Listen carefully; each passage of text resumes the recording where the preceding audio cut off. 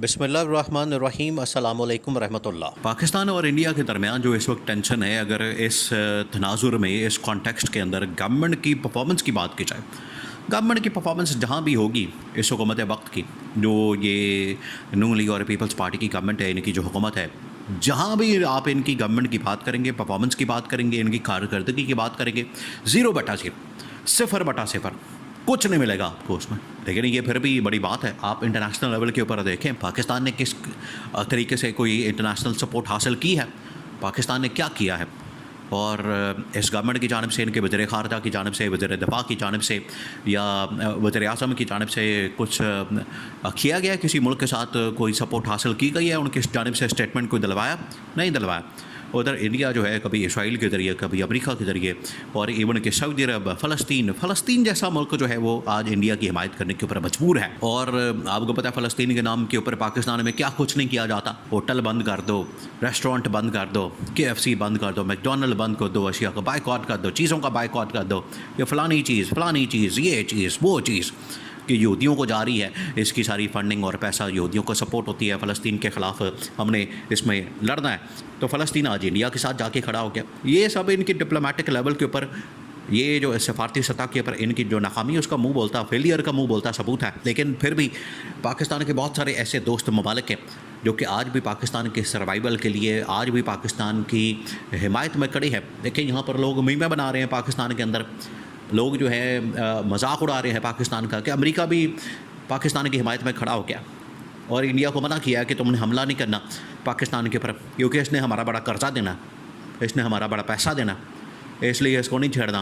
पाकिस्तान चला गया तो हमारा पैसा कहाँ जाएगा। यहाँ तक तो लोग इस तरह के मजाक बना रहे हैं, इस तरह की तो मीमें बनाई जा रही हैं पाकिस्तान के ख़िलाफ़। लेकिन हालत ये है, अगर दोनों का कंपैरिजन किया जाए, दोनों का आप थोड़ा सा मवाजना करेंगे इंटरनेशनल लेवल के ऊपर, डिप्लोमेटिक सतह के ऊपर, इंटरनेशनल सतह के ऊपर, पाकिस्तान ने ये पिछले हफ्ता 10 दिन के अंदर किस तरीके से मैनिपुलेट किया, या पाकिस्तान ने कैसे ऑपरेट किया, पाकिस्तान ने कैसे फंक्शन किया, पाकिस्तान ने इंटरनेशनली डिप्लोमेटिकली क्या किया, और इंडिया ने क्या किया। 2-3 चीज़ें, 2-3 बड़ी डेवलपमेंट्स, बहुत बड़ी। एक तो ये कि इंडिया पाकिस्तान के ऊपर जो इल्ज़ामात लगा रहा है, हमले की बात कर रहा है, इल्ज़ामात की हद तक तो पाकिस्तान के ऊपर जो उसने प्रोपेगेंडा किया वो तो कामयाब हो गया, और उसने अमेरिका को भी कन्विंस कर लिया, यूरोपियन ताकतों को, अरब ममालिक को, और बड़े बड़े ताकतवर ममालिक, इसराइल और इंटरनेशनल इस्टेब्लिशमेंट, उसको तो इस हवाले से कायल कर लिया, कन्विंस कर लिया कि पाकिस्तान एक दहशतगर्द मुल्क है और पाकिस्तान दहशतगर्दी करता है। सोने पे सुहागा, नैले पे दैला। आप अंदाज़ा करें, ख्वाजा आसिफ से इसी मामले के ऊपर इंटरव्यू लिया जाता है CNN के ऊपर। भैया आपको पढ़ना नहीं आता, नहीं इंग्लिश आती, ना बोलें आप, ना बात करें, आप उर्दू में बात कर लें, उसको कह दें कि बीबी हम नहीं बात कर सकते। वो खातून एंकर ने फंसा दिया इसको, ख्वाजा आसिफ को, फंस गया। जुगते मारने में तो वैसे बड़ा इनका नाम कोई नहीं, सानी कोई नहीं, जुगते मारने में बड़े तेज़ है। लेकिन जब हकीकत सामने आती है, जब आपको इंटरनेशनल लेवल के ऊपर बात करनी पड़ती है, तो फिर आप फंस जाते हैं। फिर आपको वो गर्दन से पकड़ लेते हैं, आपकी पकड़ के तो गिच्ची में रोड़ देते हैं। फिर आपके पास रास्ता कोई नहीं होता निकलने का, फिर आप जान छुड़ाते हैं। फिर नहीं आपकी जान छूटेगी, जो आपकी ज़ुबान से निकल गया वो तो बिल्कुल ऐसे ही कि तीर कमान से निकल गया। आपने बात कर दी, आप फंस गए। उन्होंने तो बाकायदा पूरा एक दलील के साथ आर्गूमेंट बना के, उसको बिल्डअप करके, पूरा एक कहानी बना के तो पाकिस्तान के ऊपर तो इल्ज़ामात लगाए। और जो मेन उसके अंदर आर्गूमेंट होता है वो ये कि पाकिस्तान ने इन तंजीमों को फंडिंग की, सपोर्ट किया, इनको पाकिस्तान ने ट्रेन किया, तैयार किया। ख्वाजा आसिफ से जब सवाल किया गया, ख्वाजा आसिफ ने कहा कि बिल्कुल हमने ये किया, लो सांभो। अब यहाँ पर आप क्या करेंगे? अब मातम ही करेंगे इनकी अकल का। ये इनकी टोटल औकात है इंटरनेशनल लेवल के ऊपर, जिसकी वजह से पाकिस्तान को डिप्लोमेटिकली शर्मिंदगी का सामना करना पड़ा। ये इनकी अकल है, ये इनकी जहालत का मुंह बोलता सबूत है। तो इंटरनेशनली इंडिया ने तो बड़ा ज़बरदस्त किस्म का काम किया, हालांकि वो तारीफ़ के काबिल तो नहीं है, लेकिन इनके साथ जब कंपैरिजन किया जाएगा इनकी हुकूमत के साथ, तो फिर यहाँ पर इंडिया ने जिस तरीके से इंटरनेशनली ऑपरेट किया वो पाकिस्तान से कहीं ज़्यादा आगे है। लेकिन फिर भी पाकिस्तान के बहुत सारे ऐसे दोस्त ममालिक हैं जो कि पाकिस्तान की हिमायत में खड़े होते हैं। आज चीन और पाकिस्तान की फ़ौज दोनों, उनकी मुलाकात हुई, उनकी आपस में गपशप हुई, इंटरेक्शन हुआ जनरल आसिम का चीन की फ़ौज के साथ। उन्होंने कहा परेशान ना हो, फ़िक्र ना करें। अब इस वक्त पाकिस्तान और चीन की फ़ौज है, देखें ये एक हो चुके हैं, एक पेज के ऊपर आ चुके हैं। इसके पीछे भी वजह है, रीज़न है, वो ये कि जहाँ पर इंडिया इस वक्त पाकिस्तान के लिए तो बहुत बड़ी थ्रेट है, वो तो पहले दिन से 1947 से, लेकिन पिछले तकरीबन कुछ 10-20 सालों में इंडिया क्योंकि एक बहुत बड़ी ये चाइना एक बहुत बड़ी सुपर पावर के तौर पर, एक ताकत के तौर पर उभर कर सामने आ रहा है। अब अमेरिका डायरेक्ट तो इसको चैलेंज नहीं कर सकता। अमेरिका डायरेक्ट जो है, अमेरिका का बहुत ज़्यादा स्टेक है सुपर पावर के तौर पर। अगर चाइना आता है तो अमेरिका की सुपर पावर तो बढ़ गई, वो तो बढ़ जाएगा। तो वो इंडिया को इस्तेमाल करता है, इंडिया को स्ट्रेटेजिक पार्टनर के तौर पर इस्तेमाल करता है अगेंस्ट चाइना।